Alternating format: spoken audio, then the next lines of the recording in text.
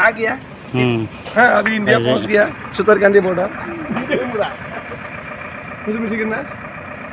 हम लोग बांग्लादेश से अभी इंडिया पहुंच गया सुतरकांडी बॉर्डर की तरफ से।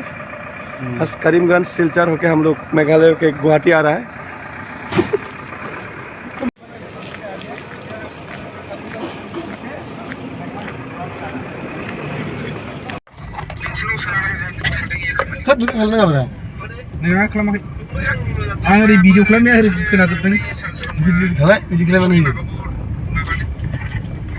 इतना खराब रास्ता है पापा। ओ केला इधर भी देखा, इधर